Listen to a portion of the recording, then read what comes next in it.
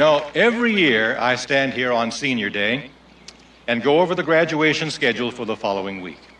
And without fail, when I read out the moment, you'll walk away from good old Redmont High forever, I get a huge round of applause.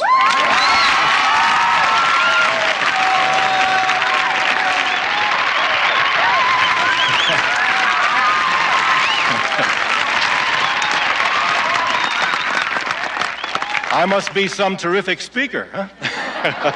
Well, now we come to the pièce de résistance, the Lawrence Endicott Award for the outstanding graduating senior. This year we have an especially deserving recipient, I think. Not just because she's a fine student and writer and leader, or that her list of accomplishments in your yearbook is as long as Richie Glover's hair. But because she's achieved all of these things while remaining simply a young woman, committed to family, friends, and the importance of growth. Someday, when the tapestry of Redmont High's history is finished, there'll be a small thread of gold woven through the past 4 years. And that shining thread is our Endicott Award winner this year, Lynette Janice Peterson.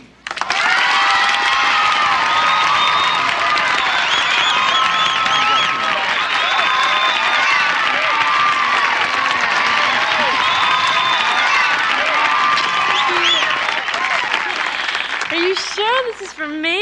Oh, no. Well, thank you so much. I'm really honored to receive this award.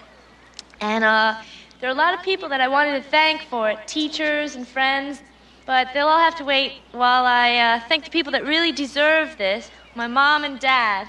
You're the best. Thanks, Mom and Dad. This is for you.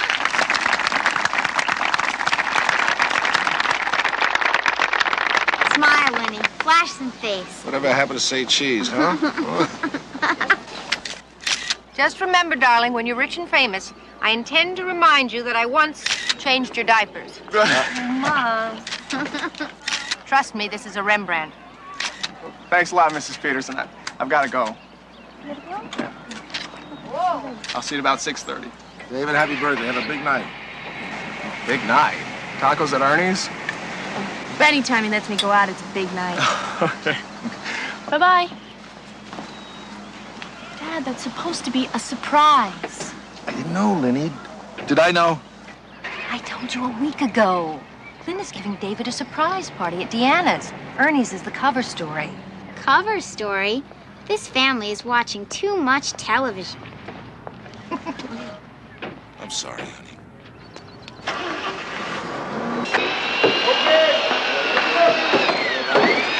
It's right on schedule, Carl. It looks terrific. Oh, thanks, Mr. Fisk. I put 3 more guys on Kenny's crew, so we ought to be through bricking by the 10th. Great. Just in time to start the Broadview project. Got that job. You just made an old country boy real happy. Hey, how's Connie? Is she feeling any better? Oh, some of the time. Got a little worried this morning. Her blood pressure was up. She's tough. She'll be okay. Could you do me a favor? Sure, whatever you say. Take the rest of the day off. Go home. Give Connie a squeeze for me. Go on. That's why the boss makes the big bucks. He makes all those tough decisions. The thing is, David, that Northwestern has just about the best journalism department in the whole world. And an opportunity like this is... I never expected to get in the first place. And it's not that I don't love you. Lenny. Hi. I was just getting ready to go. No. I just came up to tell you how proud I am of you. What, for my Texas champagne glass, as David calls it? And for that? For being smart enough to get a scholarship offer? And sweet enough to go ahead with your plans for David's party, even though you may disappoint him later on? Yeah, if I ever get the guts to tell him about it. Well, you know, the longer you wait, the harder it's going to be. Yeah, I know, but... Well, he went to Tech for me. We made plans. Well, he's aware you were applying for other colleges. 20 minutes. Movie starts at 6. We'll be down in 2 minutes, huh? Amy's spending the night at Claudia's. We gotta drop her. Well, I'll do it. It's on my way. Would you, honey? That'd be terrific. Thank you. Amy, are you ready? Lynn said she could take you. Okay, Mom. I'll be right there. You know, my dad once said, guarantees come with toasters, not life. Going off to college doesn't mean the end of David, especially if he really cares for you. As far as that goes, staying here doesn't mean happy ever after. Yeah, you're right. Yeah, you're right. Smile when you say that, partner. Okay. Thank you. That's my baby. Come on. Mom, when are you gonna make me a dress like Lenny's? When you graduate.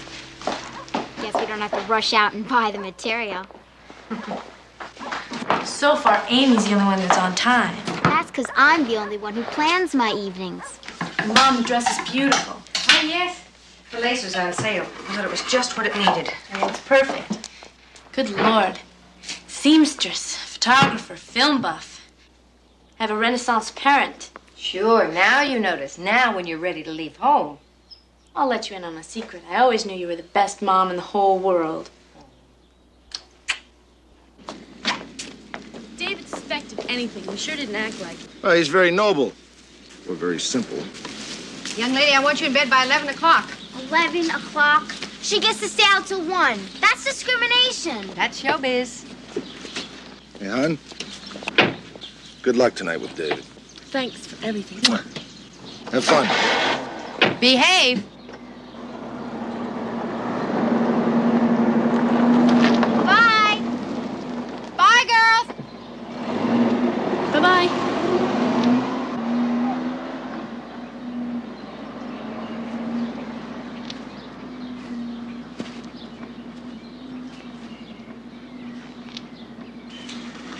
Have fun.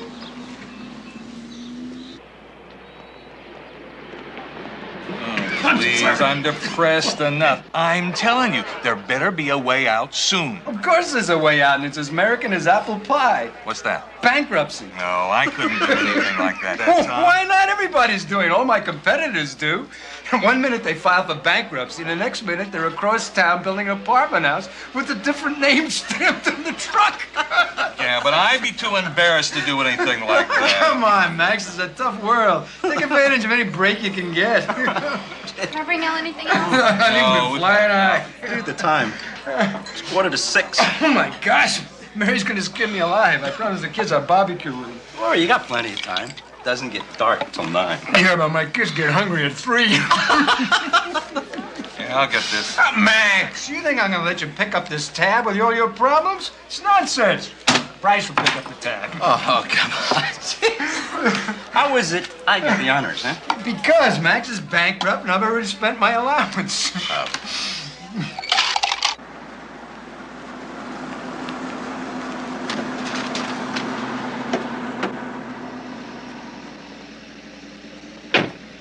Say hi to Claudia for me.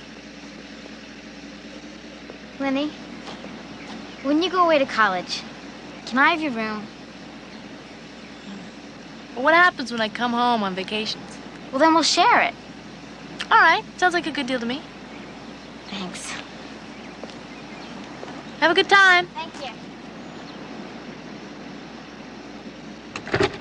Next time, bring your clubs, Tom. We'll play some golf. Are you kidding? I've got a $60 putter and a handicap to match. I only joined for the fringe benefits. Well, take it easy. Thanks for the advice. Anything for a friend, amigo.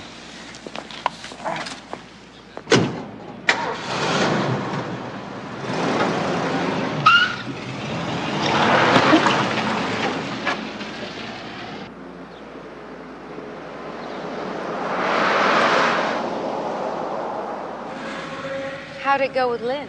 Okay, I guess. She's a little nervous about going away from home and about telling David she's leaving. And your advice? I told her, tell him straight out now. If he doesn't understand, just come and let me know, and I'll send you to talk to him.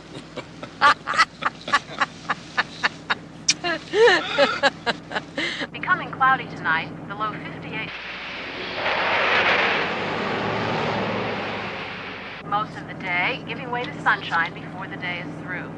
High temperatures ranging from 70 to 75 during the day, 65 to 69 at night. And for tomorrow morning, clouds and some hazy afternoon sunshine, high 70 to 74. On the financial scene, stock prices opened slightly lower today after a strong showing.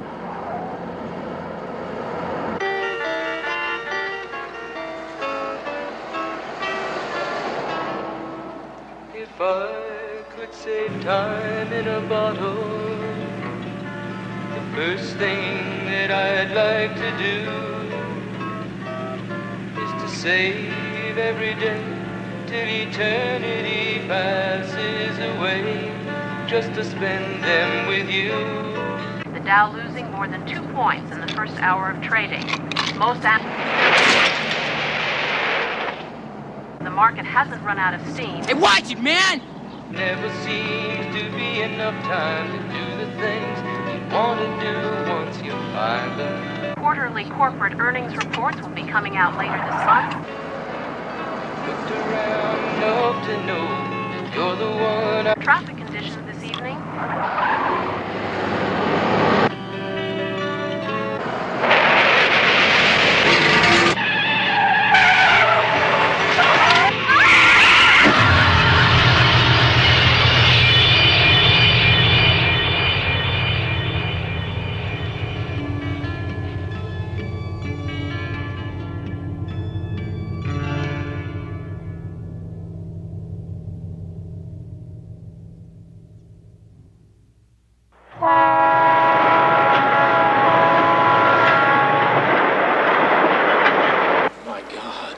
Sharon, call an ambulance.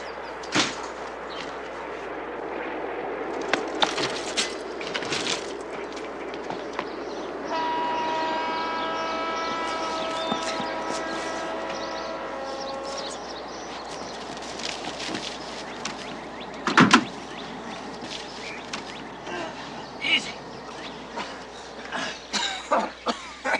Okay, let me help you here. Can you move everything? Yeah, I'm okay. All right, now just sit down. Okay? Take it easy. You'll be all right. I'll be right back. It's a girl and she's hurt real bad. Hey, can you hear me? Hang in there, kid.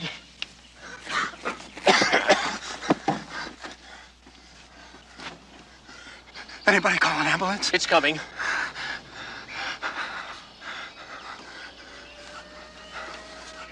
Where you going? Hey, mister. Hey, you shouldn't be leaving.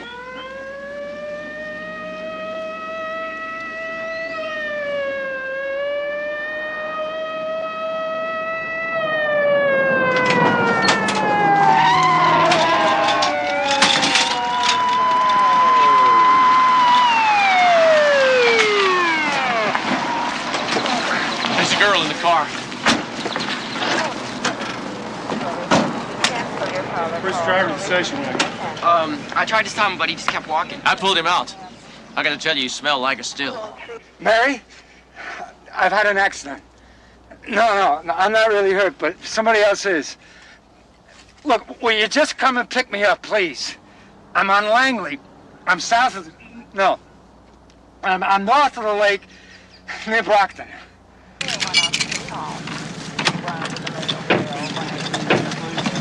Yeah, he passed me on the stripe, and I didn't see anything until I hit the corner there. Hey, wait a minute, there he is.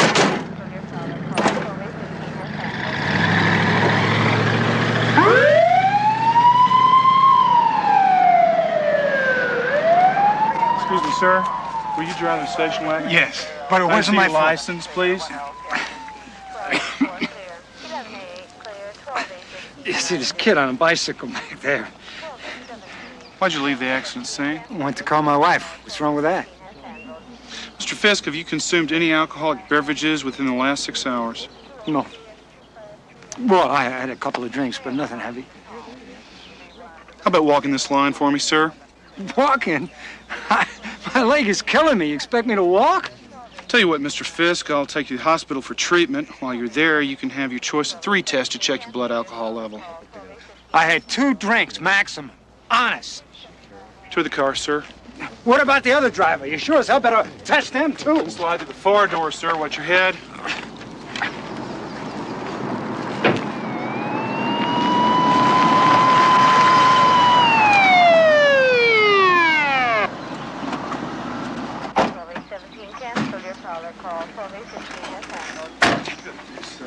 Involved in a collision on Langley Road. Step away from the car, ma'am. Well, that's my husband in there. Ma'am, your husband is being placed under arrest for suspicion of driving while intoxicated. Now, I'm going to take him to the hospital for a check first. Tom, are you all right?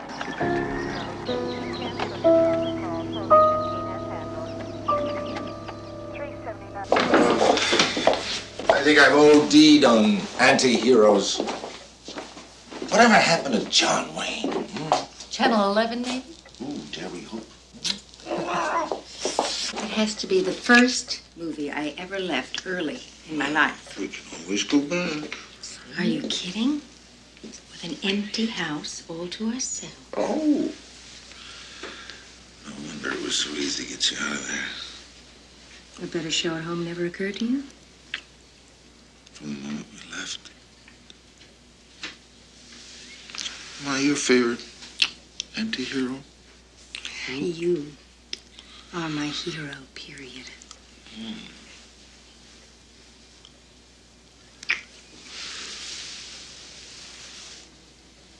I'll pop the corn. You pop the wine.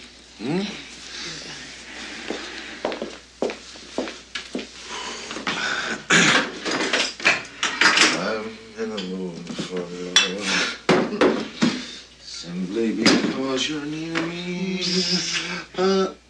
Funny, but when you're near me, I'm in the mood for... Where's the popper? On the bottom. Hello? Yes, this is he.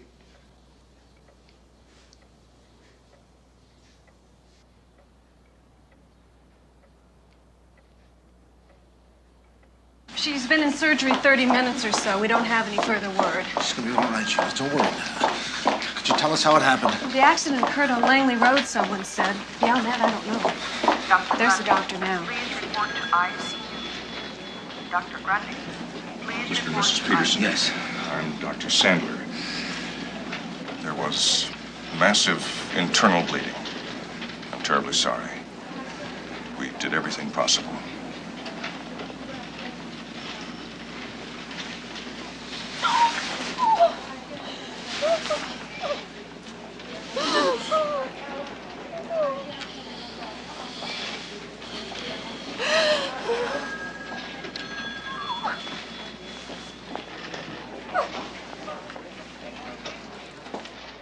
No concussion, fractures, broken bones, or bleeding. Signed for his blood sample, and he's all yours. Can I get out of here now? Hands behind your back, Mr. Fisk. What do you mean, hands behind my back? I'm no criminal. You got no right to treat me like a criminal. Let's go, sir.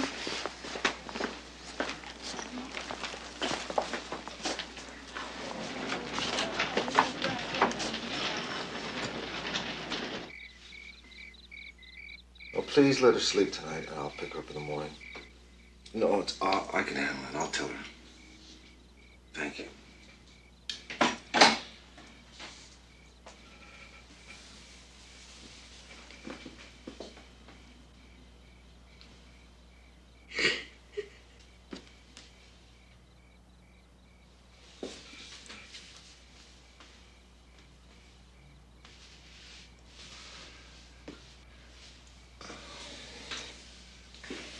Where are you going? I have to make a lot of calls. I have to make funeral arrangements.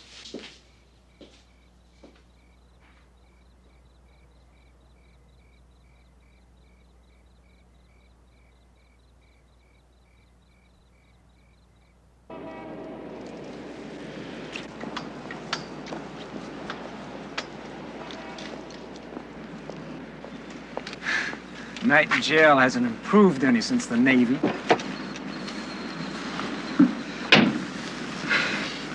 Did you call that lawyer Jennings recommended? We're supposed to meet with him on Thursday. What'd you tell the kids? That the doctor wanted you to spend the night in the hospital. Oh, good girl. I don't know what I'd do without you.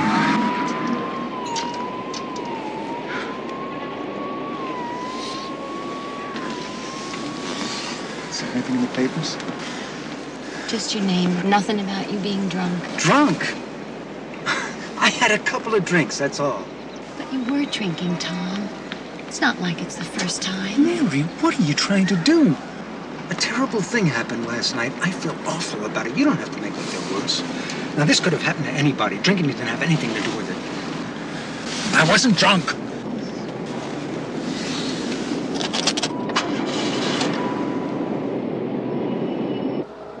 Then Linda wanted a grilled cheese sandwich, then Diane, then Megan. But all they had was cream cheese. So Claudia decides to grill the cream cheese. And it was so messy. Why are we stopping?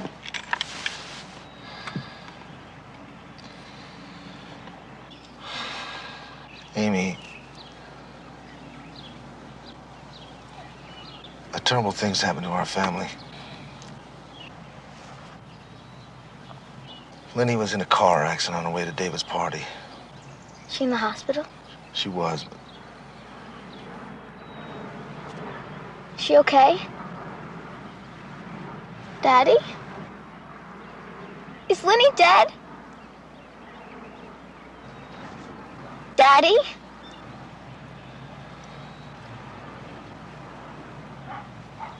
yes. No, she's not. I don't believe you. She can't be dead. You're just lying. She's my sister. She's not dead. She's not.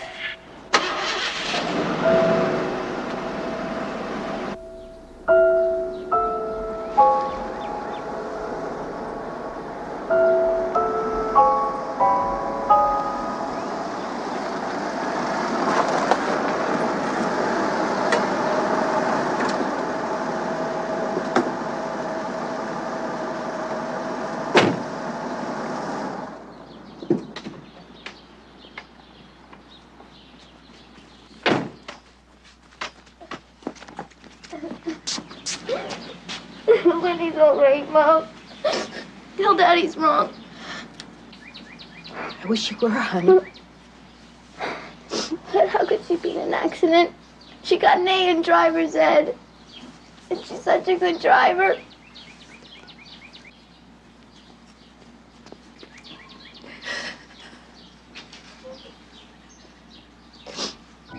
John, aren't you gonna stay? It's a lot to do, hon. Oh, when are you coming back? As soon as I can.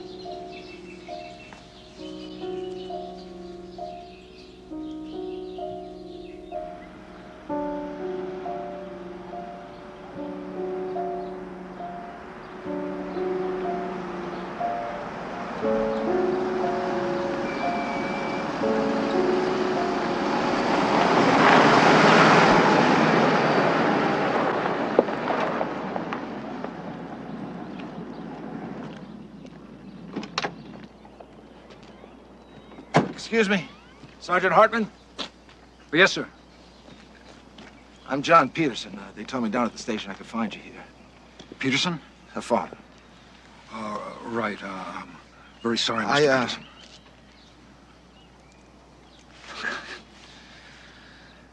I was hoping maybe you could tell me just how it happened. Yes, sir. I'm afraid it's not very mysterious. Impact point is there. And vehicle 2 bridged the double yellow, and he hit her head on. He hit her? Yes, sir, in her lane. He was booked on a DWI. A what? Driving while intoxicated. I'm sorry, I thought you knew.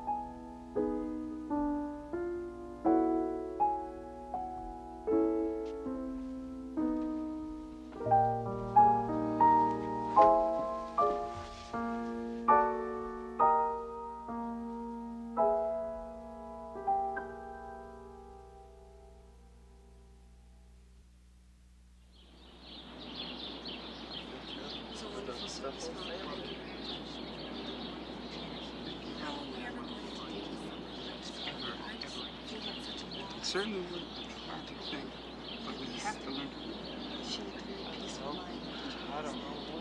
It was a lovely service, John. Are you all right? John, I'm just, so sorry. Listen, I stopped by the sheriff's station and picked up their report. Do you have it with you? Oh, yeah, it's out in the car. May I see it? Sure, but we can go It's all over right, that tomorrow. honey. I'm going with Steve to look at the sheriff's report. Now? It's just out to his car. But these people came here for us, John. Judith, I'll be right back.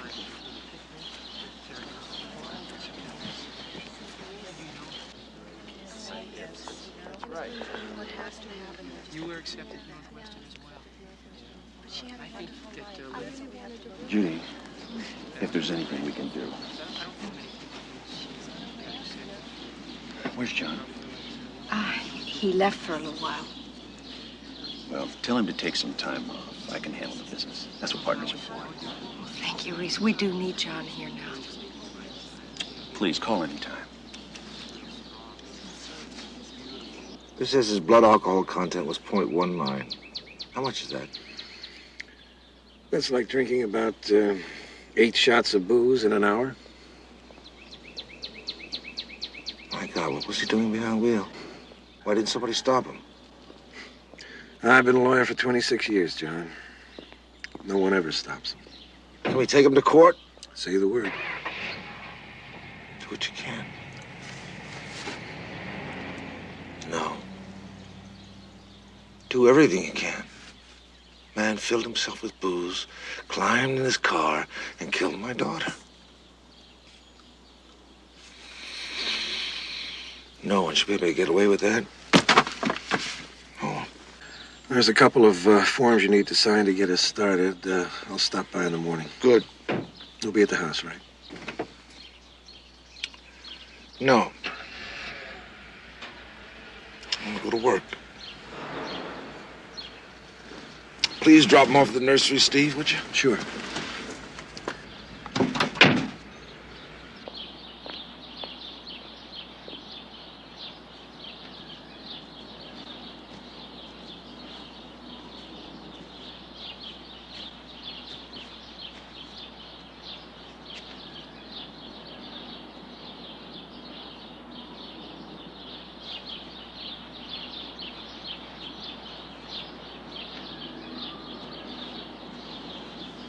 I told Steve we're going to prosecute the driver of the other car.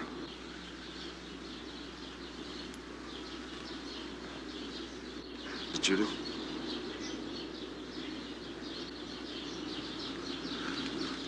Honey, I'm sorry. I was only gone for a while.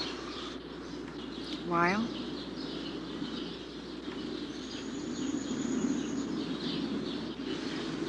Judith. All day yesterday. What about the day before?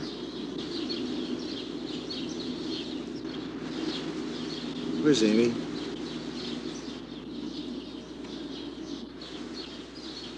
Where's Amy? Upstairs.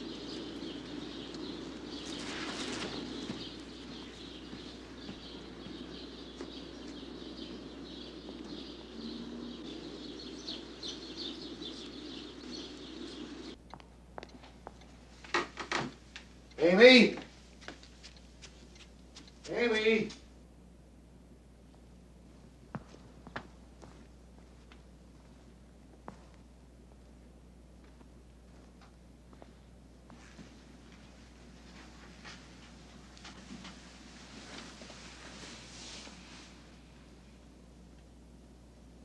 I want Lenny, Daddy. I want Lenny. I know you do, honey. We all do. What are we gonna do now? We're gonna get up tomorrow. You're gonna go to your day camp, and I'm going to work. And we'll just keep on going. When I wake up in the morning, all I can think about is her car crashing.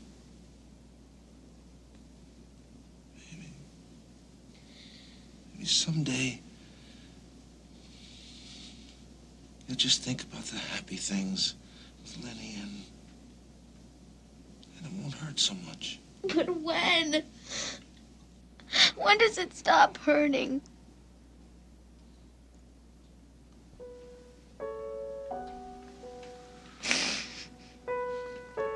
Someday.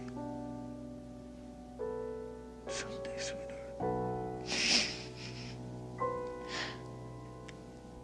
We've got witnesses and a positive blood test. Clearly, the guy was negligent. There's no problem there. Where is the problem? Well, I guess the only problem is that you're my friend, and suddenly I can't muster the usual swagger. The truth is that wrongful death suits can take years. And there's pain involved, and a good possibility you'll lose both the case and a truckload of money. Where do we start? By drawing up our complaint. Understand it's a little early to start talking about amounts right now, but... Amounts? What amounts? Well, compensatory damages. How much we're going to sue for. I don't care about money. I want the man in jail. Well, you're talking about the criminal trial. Of course. What are you talking about? Well, the civil suit. Oh, I'm sorry. Let me explain. There are two trials, the criminal and ours. I have nothing to do with prosecuting the man criminally. Well, who represents me at the criminal trial? Well, the DA's office downtown. I can only launch our civil suit for wrongful death. Now, wait a minute. Maybe I'm the one that's not being clear. I don't care about a civil suit. And no amount of money we may win from is going to stop what I feel. Or stop him from going out tomorrow and running over someone else. Lenny didn't die of cancer. She wasn't struck by lightning. He killed her, Steve. He's responsible. Prison. Nothing less. In the DA's case, there's not much you can do, John. There's even a chance there won't be a criminal trial. Why? Well, sometimes, a lot of the times, these things wind up in plea bargaining. It's hard to say. It's the DA's ballgame. All right, who do I see down there? Well, I assume an assistant will be assigned to your case. Which one? Whoever's next at bat. How much? Mr. Webster, I've built entire condos for less than that. Are you serious? Mr. Fisk, I'm always serious about manslaughter. We're talking about a lot of time. We're also talking about a possible prison sentence. Is it tax deductible as a business expense? Not legally. It's a lot of money, Counselor. Well, you're in a lot of trouble, Mr. Fisk. Driving while intoxicated, that's a pretty hot issue. The state is cracking down, the press is on our backs, there are pressure groups. Look, I'll save us both some time. This past year, I've represented 31 DWIs, as we call them. All but 2 were acquitted, reduced, or thrown out. Now, I think I can help you, but if you want to look elsewhere, I can understand. My phone isn't going to stop ringing, I can assure you. So it's up to you.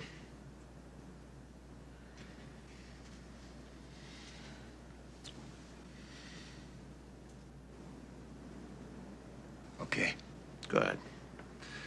Now, we're not dealing here with a routine DWI. I'm not going to minimize this. There's a death involved. That's always the roughest sledding of all. I'm paying you a fortune to listen to this?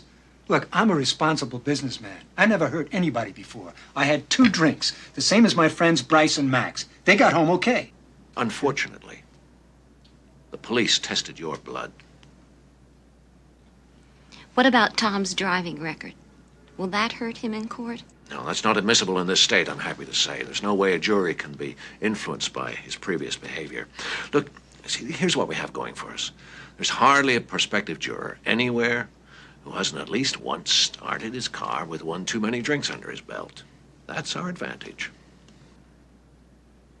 Well, that should be. It was an accident. Why should a guy have to give up his liberty and his pursuit of happiness for something that wasn't even his fault? That's well said. That's just the way we'll tell it to the jury.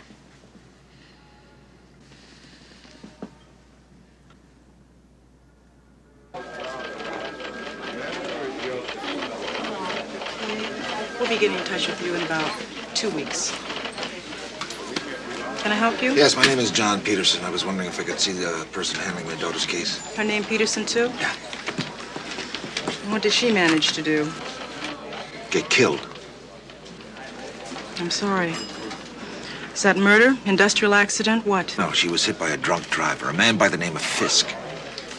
That would be vehicular manslaughter. Here we are. The State versus Fisk. Deputy District Attorney Sawyer has Can I see him? I'm sorry, he's already in court. With Fisk? No, I doubt it. It's a little early for Fisk yet. See, Mr. Sawyer's got 30 cases or so going on right now. Yeah, I don't see it.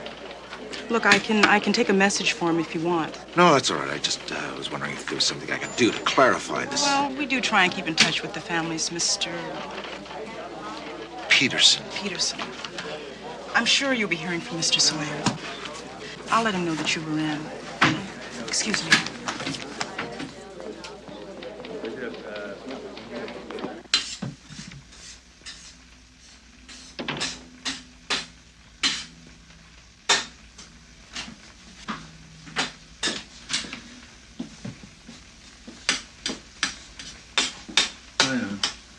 Hi.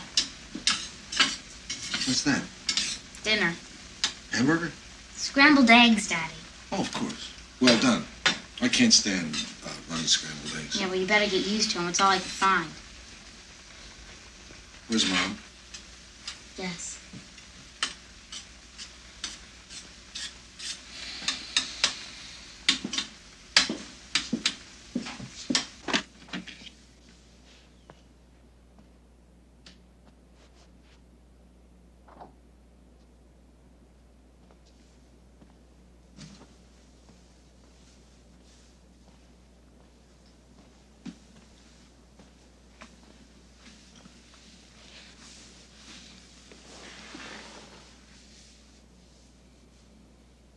What time is it? Time for dinner.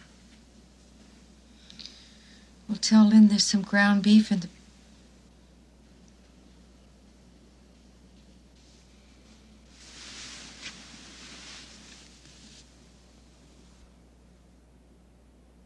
Hon, why don't you come and have dinner with Amy and me? Okay, come on. I'm not hungry. Well, Amy's worked so hard. I'm tired, John. Judith, you haven't been out of bed for days. Kitchen shelves are emptied. Lynn's room hasn't been touched yet. How much longer you... I don't know. As long as it takes. You're fitting me into your checklist, John. Yes, I have a checklist. We can't all hide our heads in the sand. Who's hiding, John?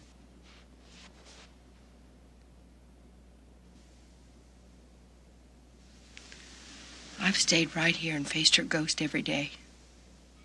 But good old John. Give him a crisis and there's no job too small to fill his day. Just as long as he doesn't have to cry or hurt or feel. That man killed our child, Judith, and I'll do whatever it takes to see him in court. All you have to do is go to the trial. I'll leave that to you, John. You can handle it with your usual skill. Judith, you're not even getting up for the trial? What's the point? The point? Justice is the point. Justice. What could they possibly do to that man to make up for my daughter? What'd you like me to do? Forgive and forget? That bastard slaughtered our child. And I hope God damns his eternal soul for it. But whether he does or the court, it won't help Lynn now. It'll help me. Then you go, John. You wallow in it. But leave me out of it. Leave me alone.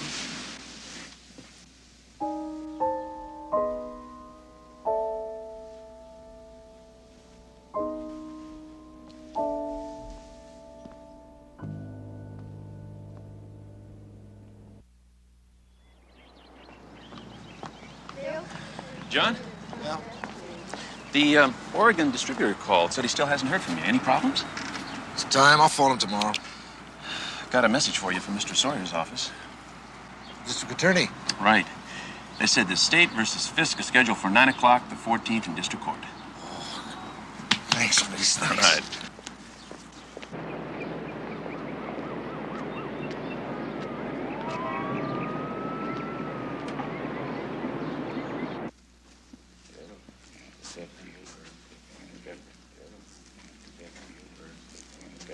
State versus Fisk. Will the following witnesses please step forward? William Wilson, Larry Chernoff, Officer Evan Cassidy.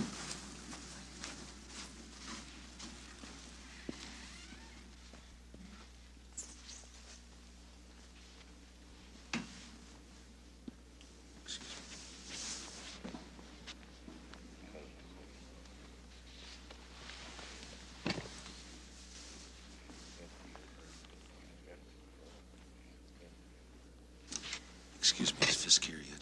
No, sir, he isn't. Is that his attorney? No, sir, that's the prosecutor. Mr. Fisk will be sitting at the left, that table over there.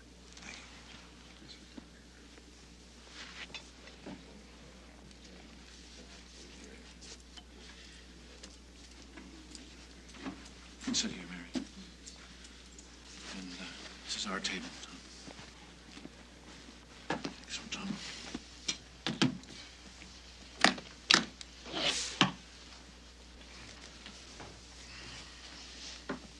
All rise for the Honorable Marion Roth.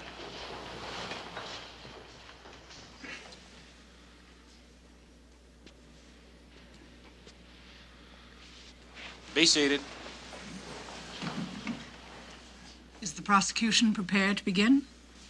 Yes, Your Honor. Defense counsel? The defense would request a continuance, Your Honor. Our independent experts have been unable to complete their evaluations of certain police and hospital reports. This information is vital to the proper and adequate defense of my client. Will 30 days be sufficient? Oh, yes, Your Honor. Does the prosecution have any objection to a continuance at this time? No, Your Honor, but the state would like the record to show that we're ready to begin. Duly noted. The bench requests all required participants return to this court on the 16th of July. All rise.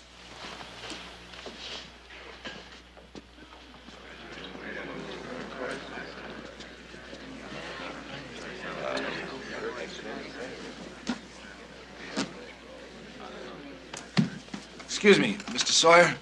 I'm John Peterson. We've been missing a few phone calls. I was just wondering if I could have a minute of your time. Sure, what can I do for you? I thought there was supposed to be a trial today. Well, it's just a usual routine delay, you know. Man pled not guilty to vehicular manslaughter. Not guilty? When did this happen? I was here all the time. 3 weeks ago at the arraignment hearing. What arraignment hearing? I wasn't notified. Oh, my office didn't call you? No. Look, I'm sorry. Oh, look, I gotta run. It's good talking to you. Mr. Sawyer, I wanted to ask you something. I was down at your office, and I could see you folks down there have your hands full, and I was just wondering if there's anything I could do. Call some witnesses, do some legwork. No, look, we got professionals to take care of all of that. Now, don't worry. I'll see you again in 30 days. You start then.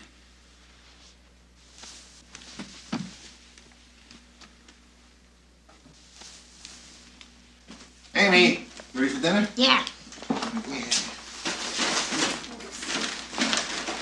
Excuse me. Chicken again? I'm sorry. They were out of beef Wellington. And maple feathers. What's all this stuff? Well, these law books are from our attorney, Steve Balfour, and these papers I picked up from the Safety Council. What for? When the trial was delayed, I got a taste of what we're up against, so I thought I'd do some homework. On your own? Without anybody telling you to? Yep. Where's your mother? Upstairs. You're supposed to take me to Claudia's slumber party. Oh, Amy. I've got to get these books back to the library by morning. Why can't she take you? She said she had a bad day. But I don't mind not going to Claudia's, Dad. I really don't. That's all right. Finish your dinner. I'll take it.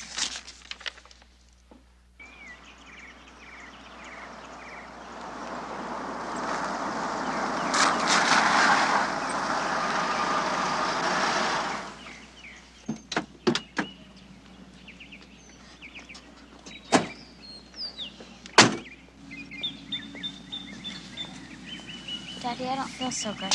Oh, what's the matter? Hmm?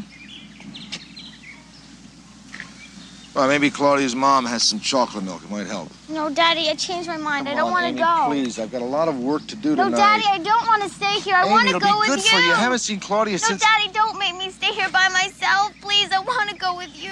Please. I won't, sweetheart. I won't.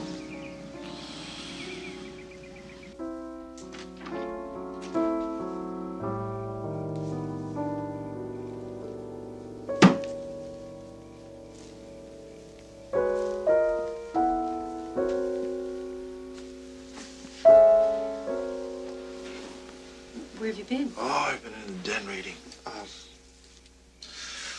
Amy's not at Claudia's. She's upstairs. Why? I drove her over earlier, and she was upset, scared, and I think she thought that the same thing was going to happen to me that happened to her sister.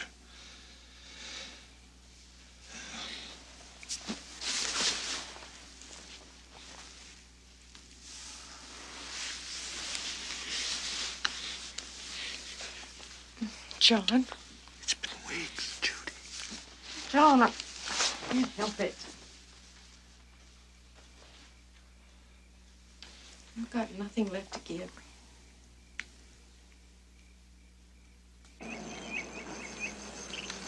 This thing affected your business yet? My business? No. Why should it?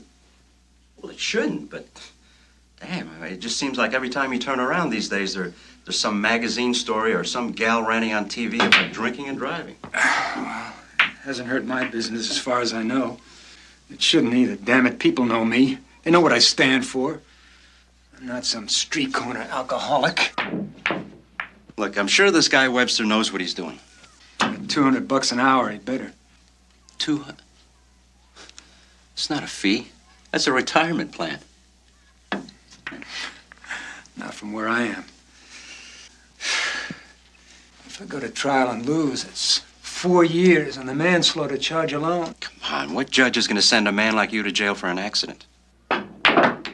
I just can't take that chance. I've worked too damn hard from the time I was 15 years old digging foundations. I'm not going to give all that up. Who pays the mortgage if I go to jail? Who's going to pay the kids' doctor bills? You know, it's not fruit juice in that glass of yours. It could happen to you as well as me. What would you do? Hire the best damn lawyer I could find. As long as he took credit cards. I'm going to buy myself another drink. What's with the poor man's toter? I promised Mary nothing more than a soda can would touch my lips. I always keep my promises.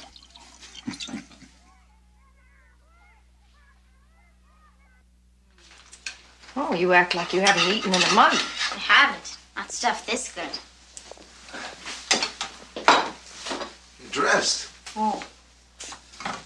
I've discovered Peterson's paradox. If you stay in bed long enough, you get tired of it. Want to go to court today?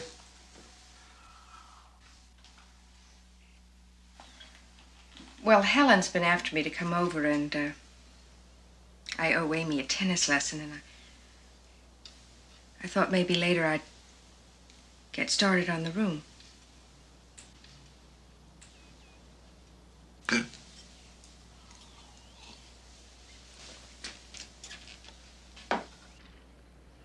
Can we get going with the state versus Fisk? Where's the prosecutor? Anyone seen Sawyer? Glad you could join us, sir.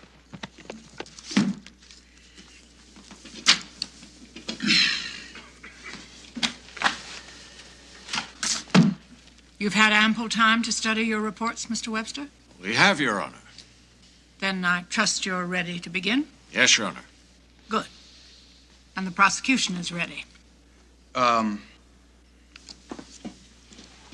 Your Honor. Just found out that Deputy Caskey is out of town finishing special training. Counselor, didn't your office coordinate the trial date with the sheriff's office? Well, I thought so, Your Honor, but there seems to have been a mix-up somewhere, and since his testimony is vital to the state, we reluctantly request a continuance.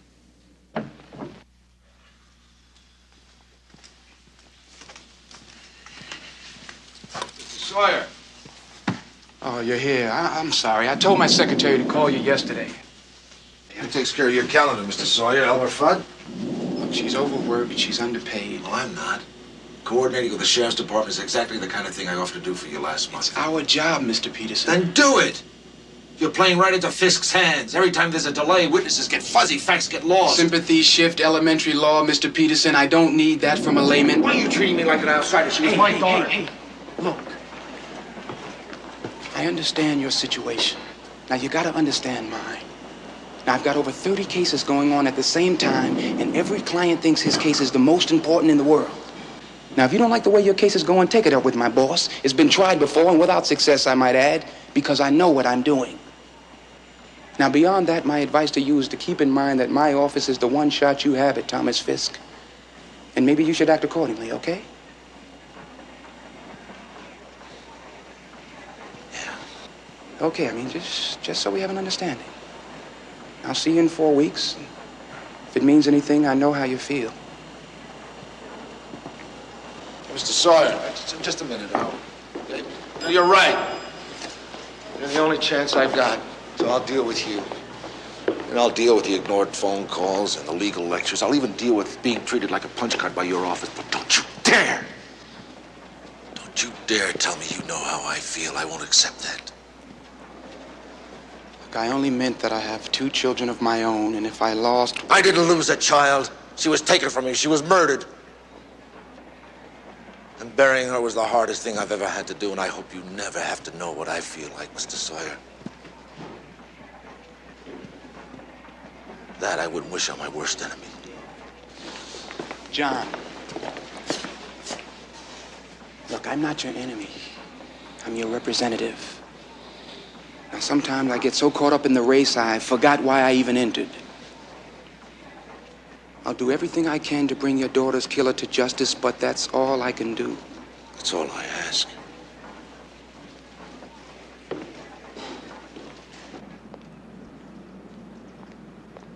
Loading needed for the customer service dock. John? John, what the devil happened to the Reiner account? His order was short this morning. He couldn't find anyone to straighten it out, so I get a call from the tree farm saying he's pulling his business. You realize that's $100,000 a year in landscaping, I know, John? Reese. Where were you? Down at court.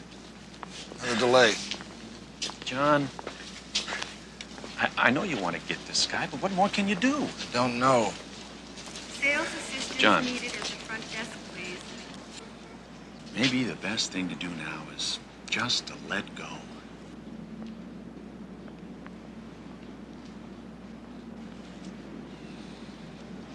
I'm sorry, Reese. I'll call Art Reiner and salvage whatever I can.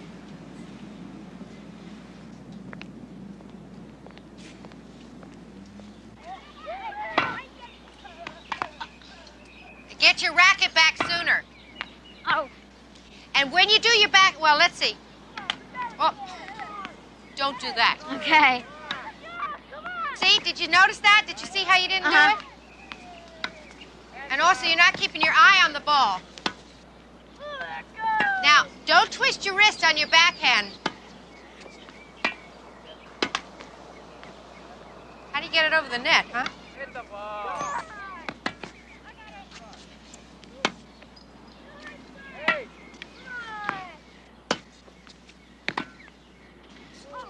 Honey, you're really doing very well. That's much better. You see what that follow-through means? Ah! Oh, I'm tired. I'd like to quit.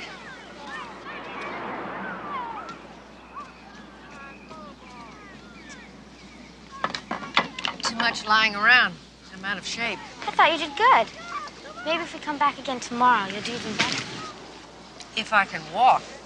Judith, hi, how are you? Meredith, I thought you were in Spain. In Portugal. Got back last night, castanets and all. I haven't seen you since Karen and Lynn's play.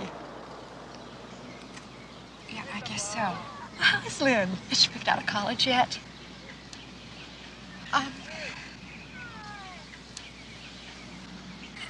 Lynn, 7 weeks ago, Mom.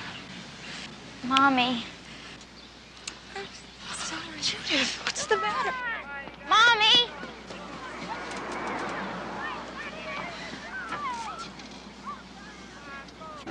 Hey, come on, guys. We missed the first inning.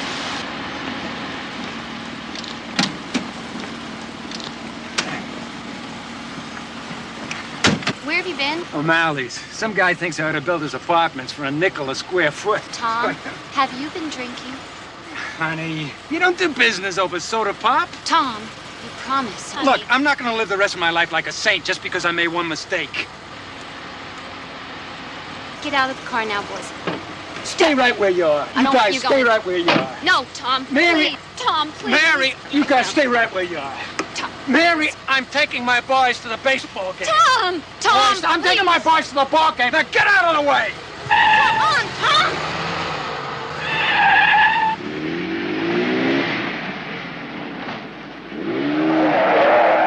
Oh, God!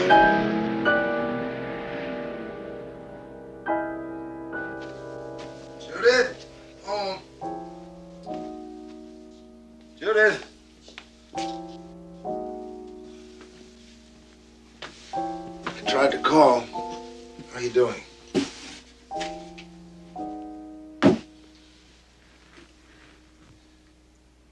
I tried, John. I'm sorry. That's twice a day I've heard I'm sorry. Everybody's sorry, but nobody does a damn thing about it. You just sit there, Judith. I'll take care of this.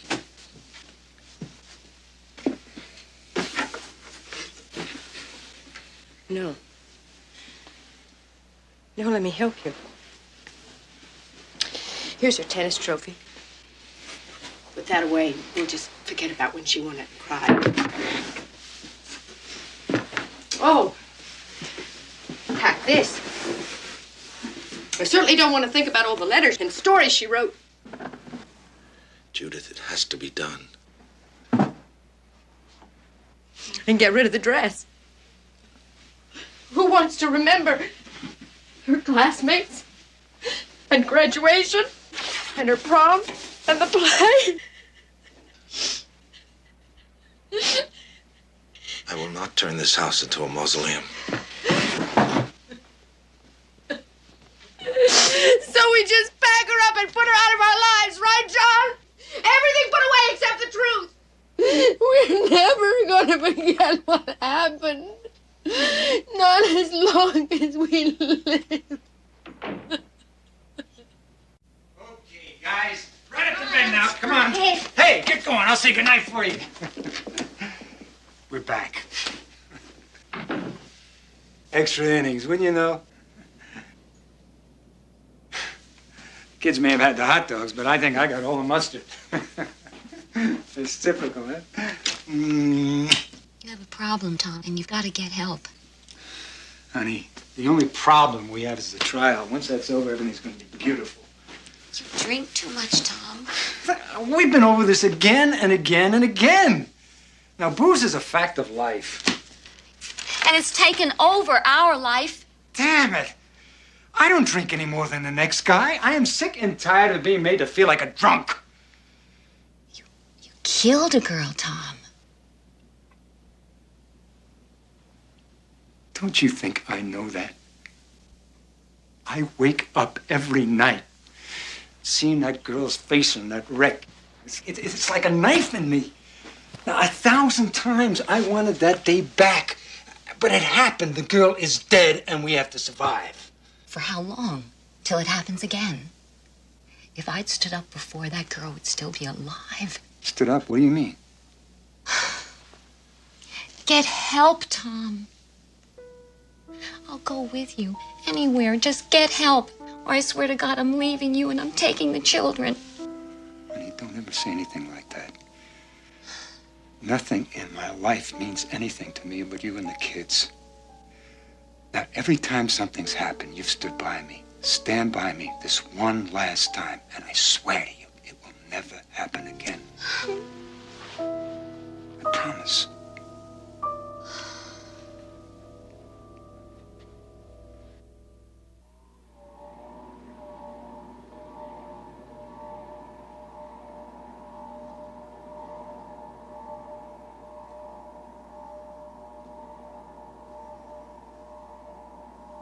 Lynn.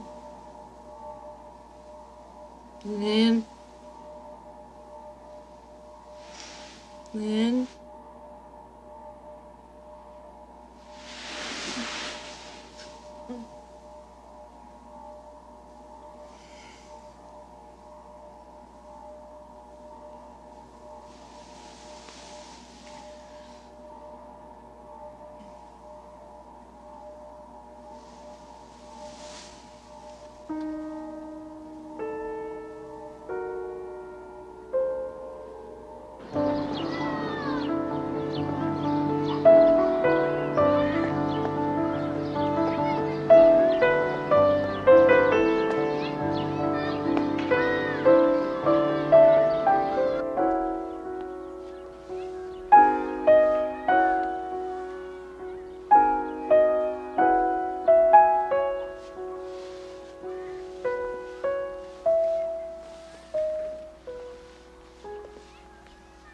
If you ever feel like the big time, I've got a cabinet at home you'd do wonders for.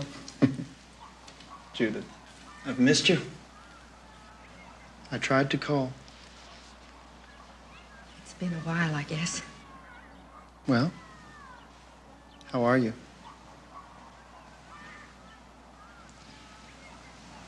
I'm fine.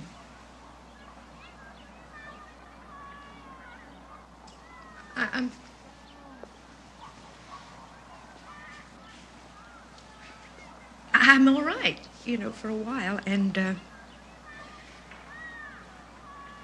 then I'll find a hair ribbon in the dryer or an old picture. Then the hurt starts again. And the anger. You have a right to be angry, Judith. But it's eating me alive. See, I've got nothing left inside of me except rage. At John, at Amy, at everybody.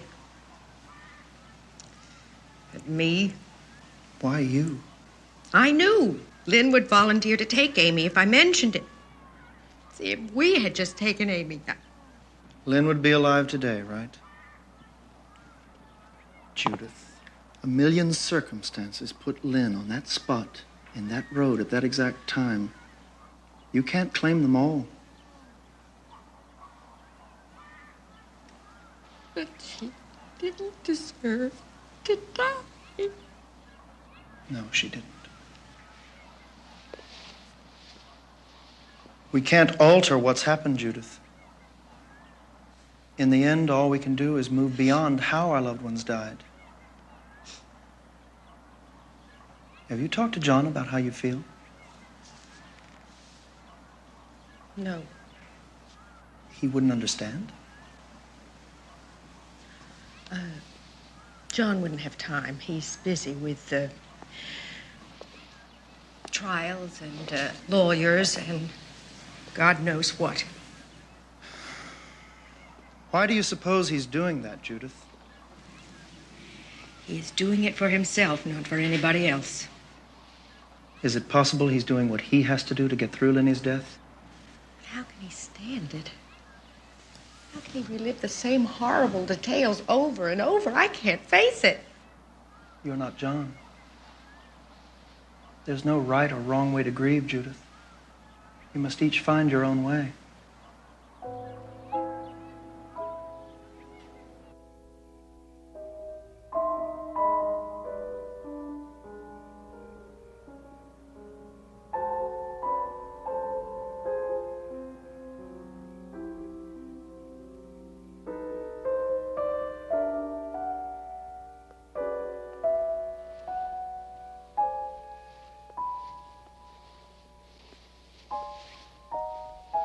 You coming to bed?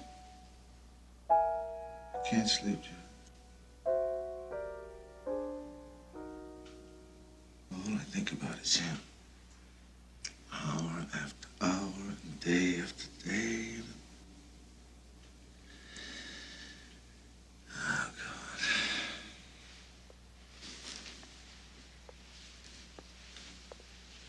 John? What you're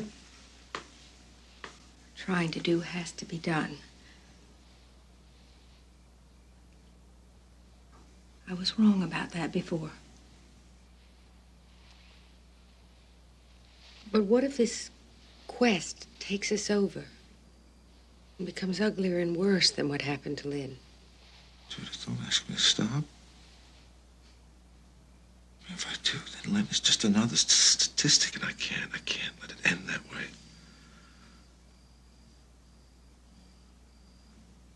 I'm not asking you to stop. I'm asking you to talk to me, to keep caring and loving me. Please don't ever stop loving me, John. Jules. Oh, nothing in this world could ever make me stop loving you. Nothing. I was afraid you had stopped. That you blame me as much as I blame myself. Never. There's only one person to blame for all this, and it's never been you. I love you. I love you.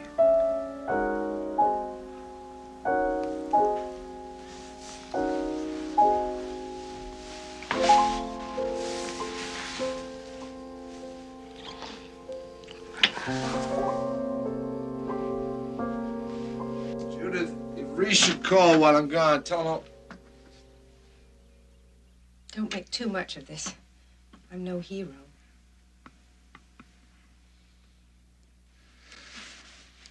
You want a what? A continuance, Your Honor. Our expert witness in the field of gas chromatography method of blood testing, Dr. Granger, is testifying in California. He's not the only expert in this area, Counselor. No, Your Honor, but he is our preference. And he was available 30 days ago when the prosecution was without their witnesses. Will you gentlemen approach the bench, please?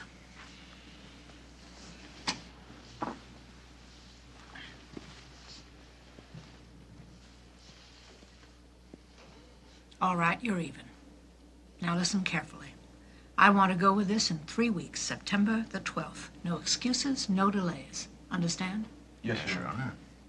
Well, I don't like the delay, but I had a couple of new ideas lately. At least this will give my investigators time to check them out. Great. Turn every stone you can bet Webster will. My God, he's driving his car. Well, he still has a license. For now. His blood test proves he was drunk. The sheriff's report shows that he was at fault in a fatality. As far as that goes, he's got 2 prior DWIs, but he's innocent until proven guilty. That's the law. Are you telling me that man was arrested twice before for drunk driving? I'm afraid so. John? Fisk, where do you get the guts? Who gave you the moral right to sit behind that wheel? How the hell do you sleep at night? I sleep fine. Get the hell out of the way!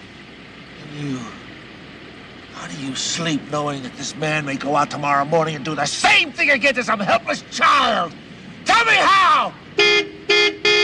Come on! Go ahead.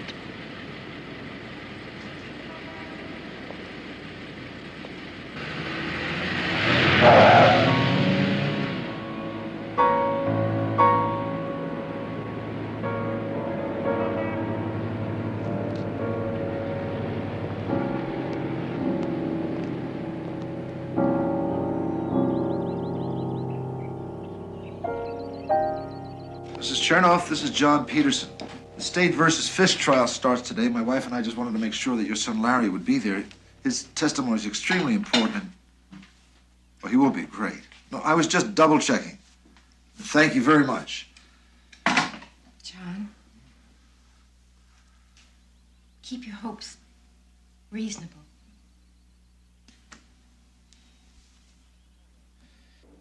All right, Larry, you were riding your bike along Brockton Lane, about a half a mile from Langley Road. Then what happened?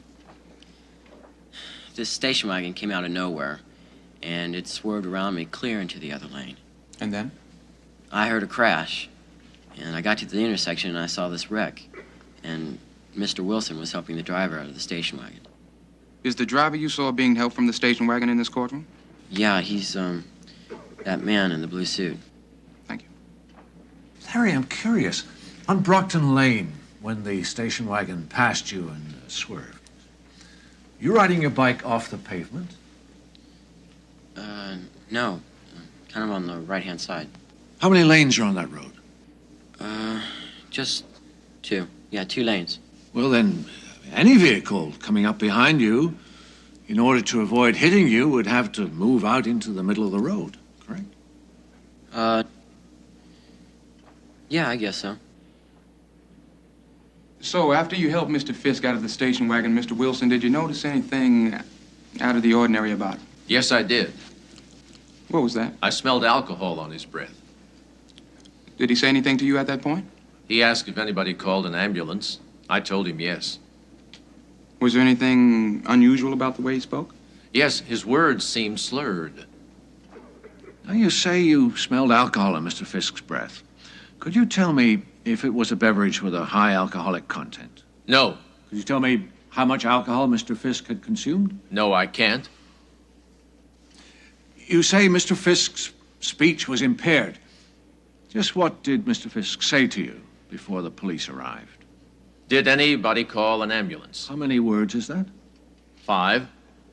Had Mr. Fisk said anything to you before that evening? No. Are you a linguist, Mr. Wilson? No, I'm not. I have no further questions, Your Honor. Warren, I just want you to know you're doing great, man. Just great. Well, thank you, John. I mean, this guy, Webster's a pretty tough cookie, isn't he? Yeah, he's pretty tough, but I'd say we're holding our own. Yeah, we just gotta... Listen, John, just try and relax. Now, we got good witnesses. I got a good dossier, a .19 blood count. That's right. Just stay loose, huh? I'll let you know when to start worrying.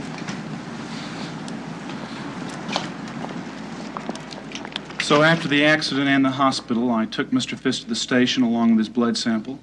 I booked Mr. Fisk, and later that morning I forwarded the blood sample to the county lab. Have you received the results of this analysis? Yes, I have. Do you have the report with you? Yes, I do. Your Honor, at this time, I would move admission of the defendant's blood analysis into evidence. Objection, Your Honor. You object, Counselor? Yes, Your Honor. May we approach the bench? You may approach. I would prefer to know first on what grounds. You'll find that out of the presence of the jury. What's going on? Something's wrong. You heard Mr. Sawyer. Relax. Does he look relaxed? It's gonna be embarrassing. I think that you should first have a look at this before we... Ladies and gentlemen of the jury, a technical matter has been brought to the court's attention. This requires me to rule on an issue of law. During the inquiry, I would like you to retire to the jury room for a brief period of time. Thank you. Deputy Caskey, on the night of the accident, what time did you arrive at your station with Mr. Fisk to book him? 11 o'clock. And you brought his blood sample with you at that time? From the hospital, yes. Now, you said you submitted his blood sample to the lab the next day. When? About 9:30 in the morning. So you had the blood sample in your office for 10.5 hours? That's about right, sir. Were you in your office the whole 10.5 hours? Yes, I was, sir. Well, except for the call. What call? After we booked Mr. Fisk, I was called out of the station on an emergency involving an armed robbery. Until when? About 6:30 in the morning. And when you returned from this emergency call, where was Mr. Fisk's blood then? On my desk where we left it. We put it in the locker, we ate breakfast, and I sent it to the lab with the morning run. So the entire time you were away on this emergency call, Mr. Fisk's blood was on your desk? At the station, right. Unattended? Well, not exactly. There's always deputies there. There's always someone in the... These other deputies, do they sometimes use your desk when you're away from it? Sometimes. For what purpose? Well, interviewing witnesses, booking suspects, but they never... So it's entirely possible, isn't it, that while you were away from your desk for 6.5 hours, leaving Mr. Fisk's blood sample unattended, that somebody else could have tampered with it. There is no way anyone would have fooled with that particular... Are you aware, sample Deputy because- Caskey, that departmental regulations require you to place any unattended blood sample in security locker for safekeeping? Yes, but we didn't have a chance, and there is no way... I have nothing again, like- further at this time, Your Honor.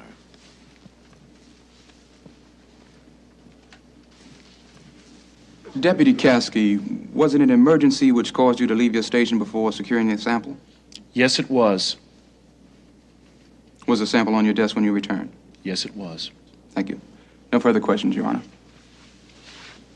Your Honor, I object to the admission of this exhibit into evidence. We simply do not know if this very crucial piece of evidence is valid.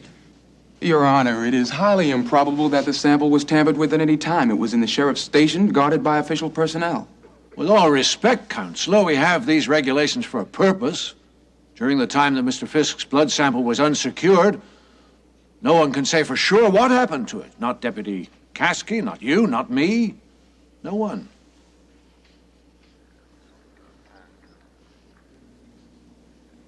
Well, while what happened at the station was probably understandable, it's most unfortunate.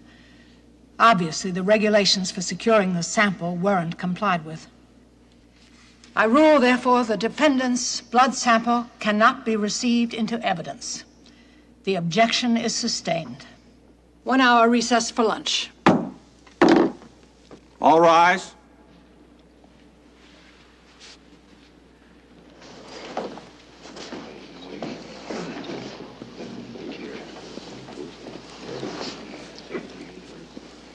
Webster's unbelievable. There is no way the jury's going to know Fisk's blood alcohol level now, is there? I'm afraid Then not. how do we prove he was drunk when he hit Lynn? How do we prove he's guilty? Right now, our circumstantial evidence is good. Nobody saw the crash, but we got good witnesses. I don't know. We've turned up some stuff in our extra investigation. But that's no good if we can't get Fisk on the stand. Doesn't he have to testify? No. Now is it time to worry, Mr. Sawyer? I'd say now's the time. Yes.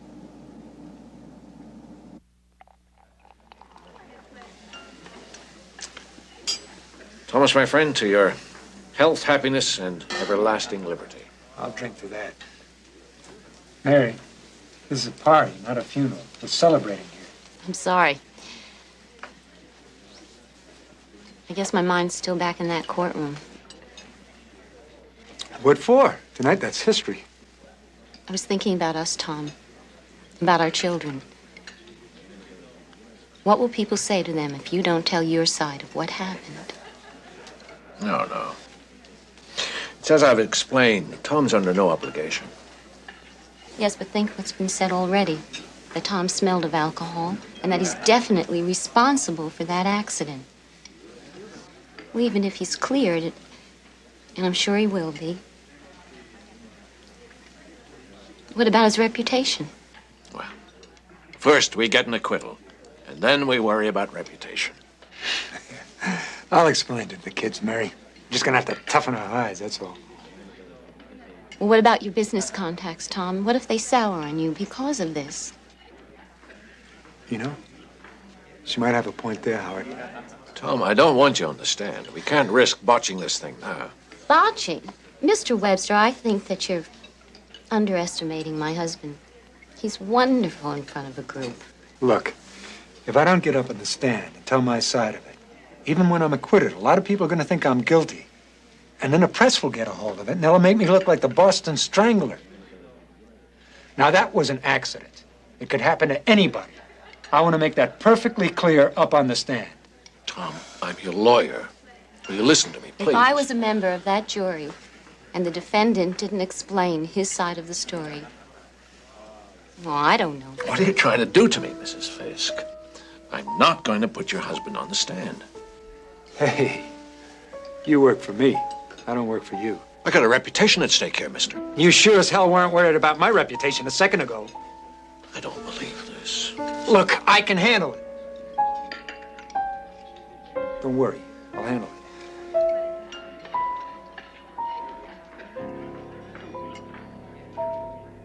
Mr. Fisk, what is your occupation?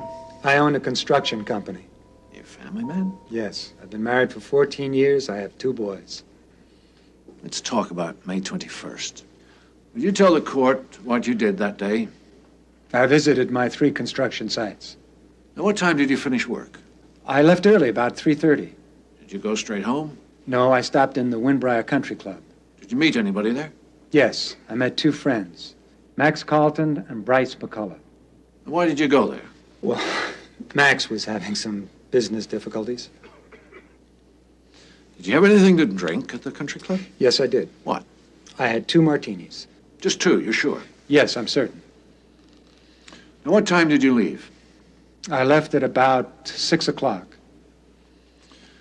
Mr. Fisk, were you involved in an accident on your way home? Yes, I was. Would you describe what happened just prior to the accident? Well, I was proceeding down the street, and there's this boy on a bicycle on the right-hand side. I swung wide to avoid him, and for some reason he fell off his bike, and while I was preoccupied with him, I took the turn too wide, and suddenly I saw this car coming right at me, and the next thing I knew, somebody was helping me out of the wreck. And what did you do then? Well, I saw how bad it was, and that I couldn't do anything about it, so I thought of my wife, so I went to telephone her. Mr. Fisk, when you left the country club, were you intoxicated? No, absolutely not. Do you believe that those 2 drinks that you had in any way contributed to or caused that accident in which you were involved? No, I'm certain they didn't. I have no further questions, Your Honor. Mr. Fisk, what did you do on the morning of May the 21st? I went to work. Were you in any one place the entire day? No, as I've already said, I visited all 3 construction sites. Do you remember eating breakfast that morning before you went to work? Yes, I took breakfast at one of the kitchen trucks. I think it was on the Monroe site. All right, that's breakfast. Do you remember eating lunch at any time? I always eat lunch at 12 o'clock. That's when I do my paperwork. Did you eat with anybody? No. How long did you take for lunch? Hour or so. Mm-hmm. Do you remember where you ate? I think it was at Harry's Beef House. While you were at Harry's, nobody joined you at your table at any time during your meal? No. Did you have anything to drink with your meal? I had a martini. How many martinis? Just one. You're sure of that? Yes, I'm sure.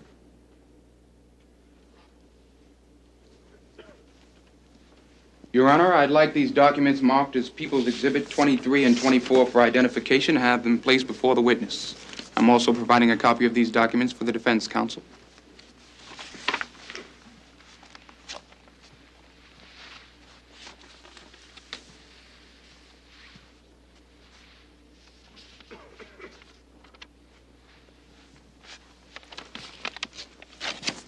Mr. Fisk?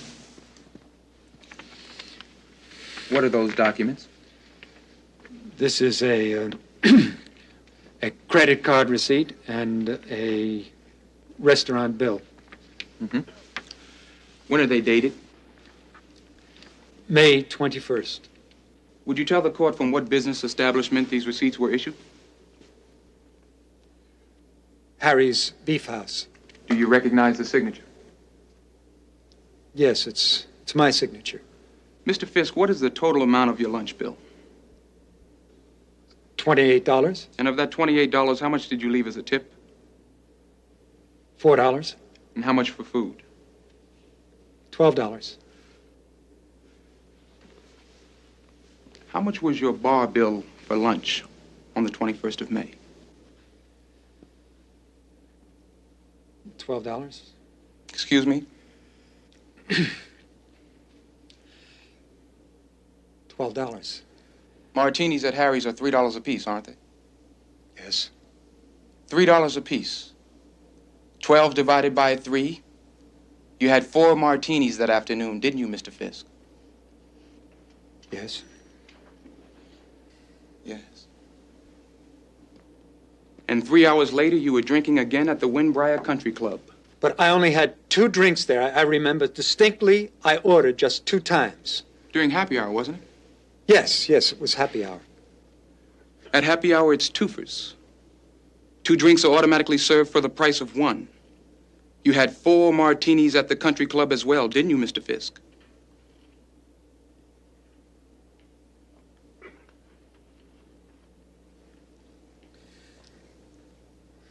I was fine when I left there. No more questions, Your Honor.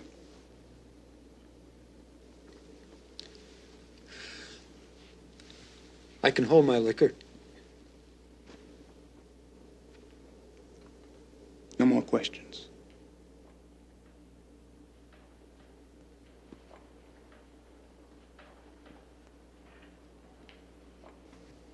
Has the jury reached a verdict? Yes, we have, Your Honor.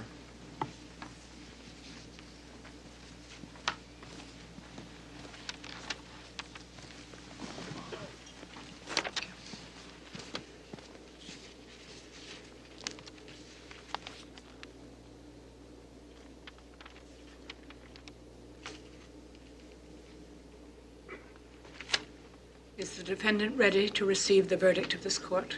We are, Your Honor. Will the defendant please stand? Mr. Fisk, this jury has found you guilty of vehicular manslaughter.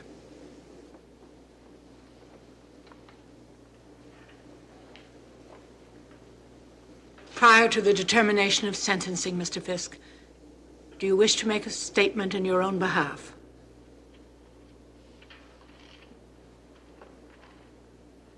Do you wish to be heard, Mr. Webster? Yes, Your Honor, I do.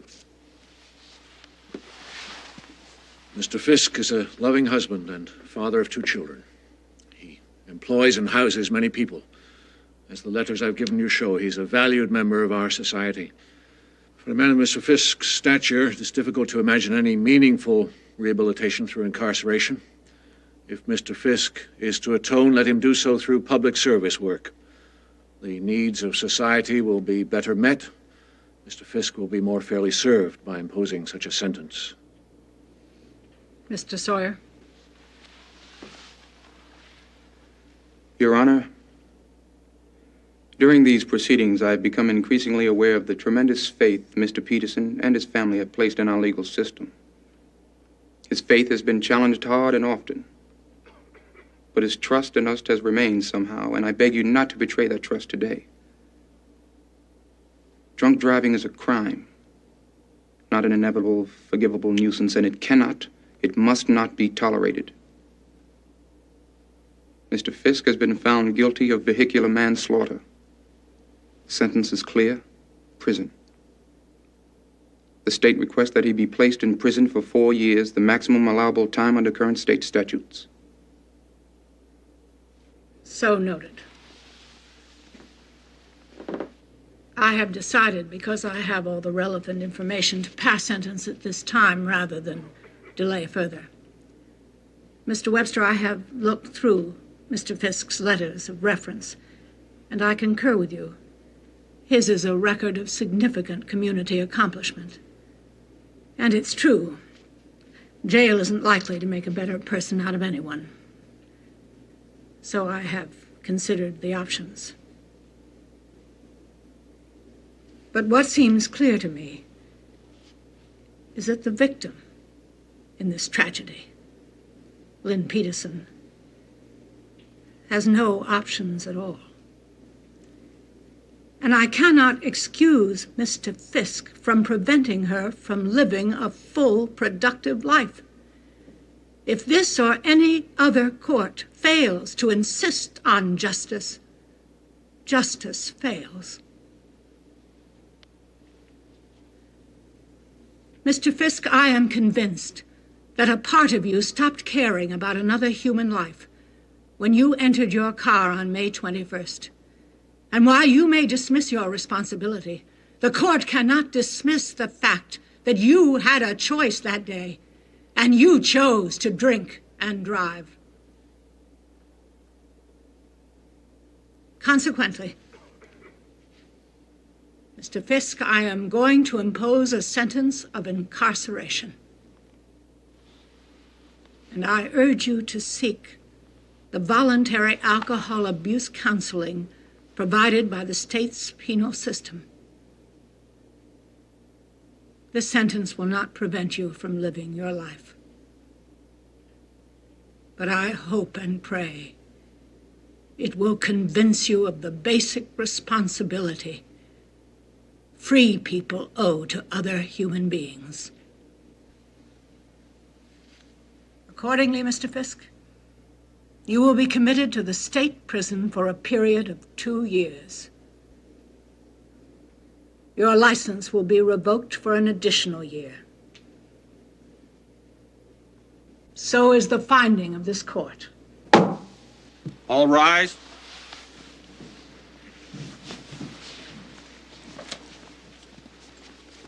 Get out of here, Judy. Mrs. Peterson. Mrs. Peterson.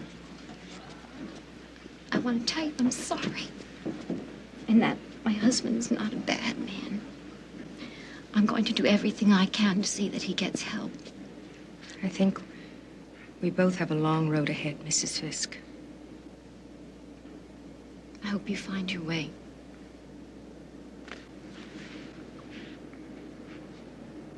You too.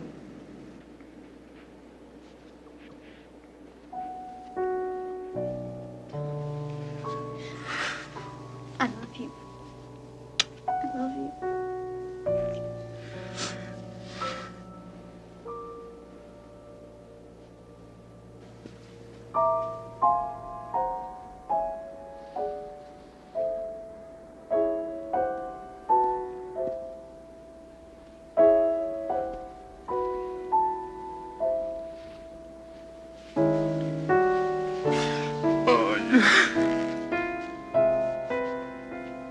Judy, I'm going to pieces now. That's okay. What am I gonna do?